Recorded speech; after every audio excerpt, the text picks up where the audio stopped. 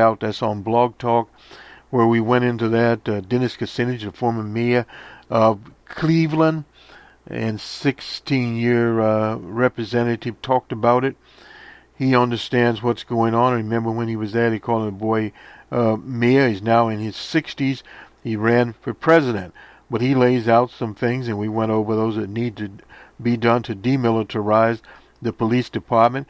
We also had a little polemic from right-wing Erickson at the Red State, where he also talked about the demilitarization and the militarization of police officers. That's what we saw in Ferguson tonight, that you have many, many different departments, obviously with different levels of experience. Probably some had none in this type of crowd. This is not a very large crowd, but several hundred people, and they were also young people. That's to be remembered. These people, if they've been out there, they have 1 week of experience. I think this was the 8th night out there. Now, there were other people. There's always a few opportunists out, and as Captain Johnson said, he advised protesters to protest under daylight. Now, they can come at night, but on daylight, because when the other opportunists and the other characters get behind the crowd, that is in the night. And those could be provocateurs of anyone that would toss a Molotov cocktail. We've had instances of that when Dr. King was marching in Memphis, Tennessee, with the sanitation workers. There was a gang of characters that had been hired by the police there, basically to disrupt things and discredit Dr. King. And these things happen all the time when you have people. Now, obviously, people from various places were coming there to Ferguson, Missouri, to demonstrate, some to recruit for their organizations, various machinations going on. I noticed on Facebook someone had said, well, the National Guard could close down black liberation. This is not really a matter of black liberation in a day. That doesn't happen that way. That is a Pollyannish type of attitude. It's Disneyland.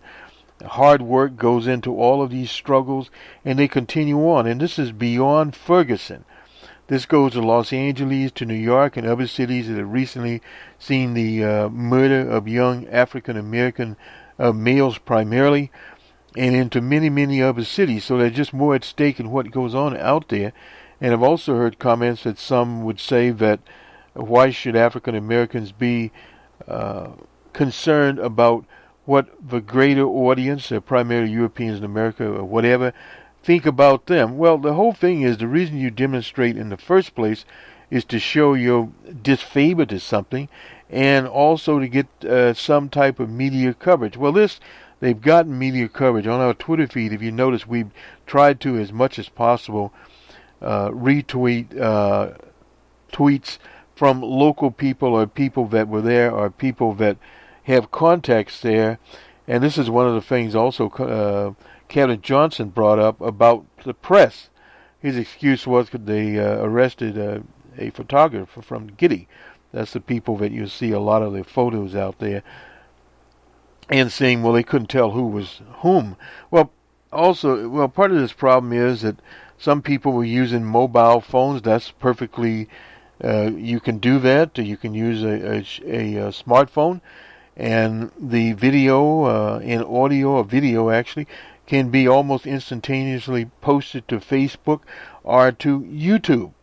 So effectively you're doing the same thing as the Channel 2 and various others in St. Louis are able to do.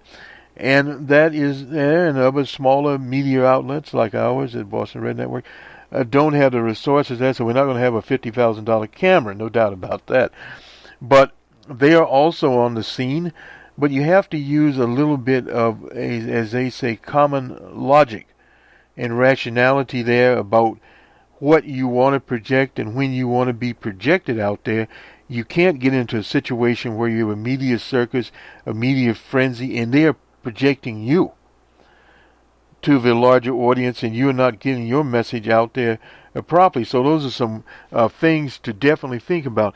Let me close up our part here with a little survey from the Washington Post, how this is perceived around the world. from the BBC, the Daily Mail, others there have been covering this. And, of course, they point out Britain has had its own problems.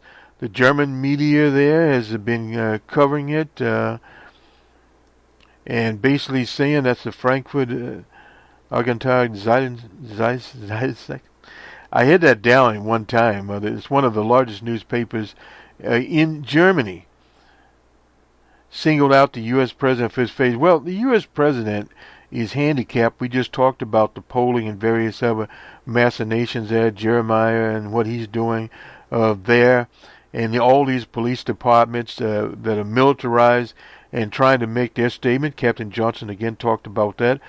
And what happened the other night when some shops were being looted and they stood there. But you have to understand, that was a political decision, not a tactical thing on Captain Johnson. But what they don't want to do is get a bunch of people killed here, because if that happens, this whole thing explodes and they will have martial law there. But the problem comes again. How long can you keep the military posted there, the police? You'll be there literally till the Christmas holidays. So that in itself is a different situation, a different cultural thing. Der Spiegel is a centrist, left-leaning publication. Many people have heard of them. They had an academic on there talking about weapons. These types of weapons they use are in Germany are a last resort in Germany because the culture is different. And the right-leaning Le Figaro predicted repercussions for the Republican Party. I don't see that as much happening there, but we do see people, at least like right-wing Erickson, are thinking about it. He's from the intellectual branch, supposedly, of the right wing. El Mundo, that's a right-wing Spanish newspaper, writes that the president's words of peace and reconciliation are perceived by many activists as inadequate, almost treason to the situation they see as a direct result of slavery, racial, in other words, the apartheid that we enforced and still enforced in many parts of the country. I'll add, yes, some do, but you have to look at the situation as it is on the 19th of August 2014. You can't be Pollyannish and all of a sudden decide if you have a demonstration of 200 people or 1,000 people in a small town like Ferguson, Missouri, you can be broadcast to the world, but how much are you really going to change anything? That takes work. The Globe and Mail, that's a Canadian newspaper, the sad events in St. Louis suburb gives us opportunity to ponder how we do things differently and to realize how comparatively well things work. That was from a lawyer there, David Butt. In Turkey, with a more complicated setup there, some of the outlets compare the situation to Turkey's own anti-government demonstrations. They've had those. And in the Russian Federation, they've been writing about this. The state TV has warned that Obama's problems may soon become national. Russia Today, that's a state-funded English network that portrays itself as showing views more mainstream Western outlets want published or covered the rebellions extensively. One popular website labeled Ferguson's crisis as Afro-Maiden. Says that Americans have prejudice towards African Americans. There's no doubt in their blood. We've heard that from various situations. The Chinese media, for the most part, has been quiet, as President Johnson would say, as a proverbial church mouse, saying very little because of some problems that they have. And this is where it goes to a greater extent, because nations that have these problems, including China, including Russia with their neo-Nazi gangs, you see that in the Ukraine, have problems doing business in the world as it is now, in a global economy. And that is what Ferguson ultimately will be about, is how these people are perceived, particularly in Germany. They may not want to deal with Missouri, USA. And so this is ultimately what this all goes down to. The political leaders in Washington, President Obama is sending the Attorney General Holder there and various other people, but they just cannot have this night after night. Now, evidently, from if I can read the tea leaves correctly, Johnson is Captain Johnson. He's an African American from around that area with the state police, is basically saying that at night, after sundown, what have you, they more or less will start cracking down. And that way they can deal with what they perceive as people that are throwing Molotov cocktails. They found some guns, but that's now usually in some cars. We don't know about any evidence of anybody shooting, but yes, there will be guns there. There are guns all over America. There were guns that they went to Bundy. He would have found all kinds of guns, including AKs and you name it in a gun cartridge. So you're going to have that. And even the Ayatollah Ali Khomeini got on the supreme leader, that's in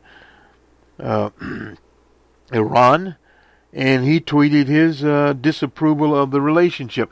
So this is worldwide. It's a foreign relations nightmare for the American government.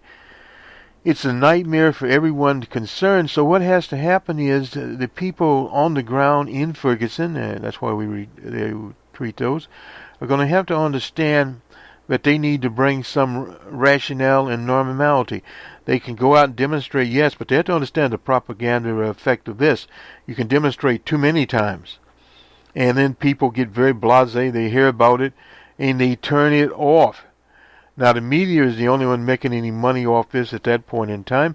It's just sort of like one of the activists there was laying down a litany of grievances, and this reporter treated it as babble. Well, the problem is, it's not babble.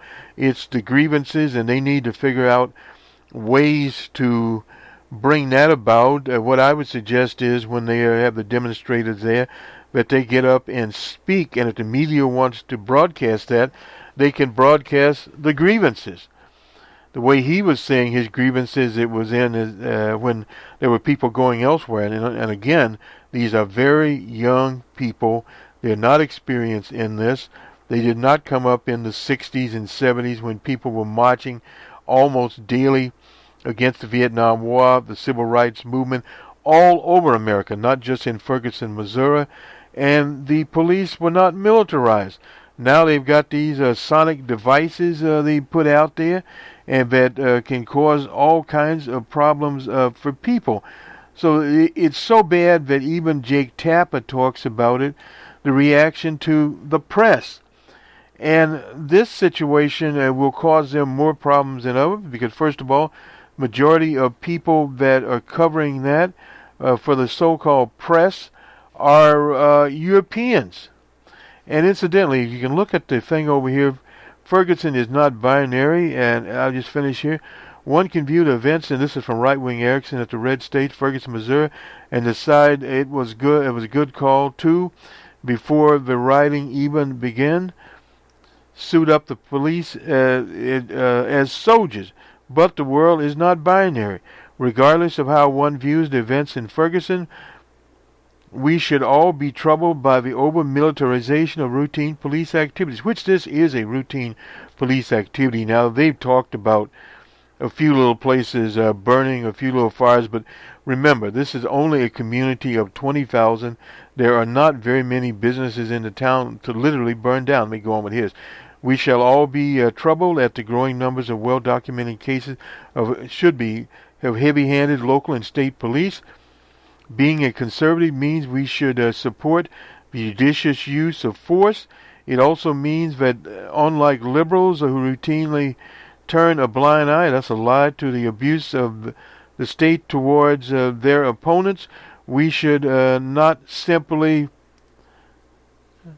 presume the ends justify the means. Now, he's talking here about the police violence that is occurring, and more of it's the tactics. Anytime you get together 10 or more police units, you are going to really have problems, and that is what they are having here. Vox, V-O-X, has an excellent article on the police response and their use of these L-rods. This is sound weapons you've been hearing. It's called a long-range acoustic device, and that's what you see on those trucks. And they also have the MRAPs, armored vehicles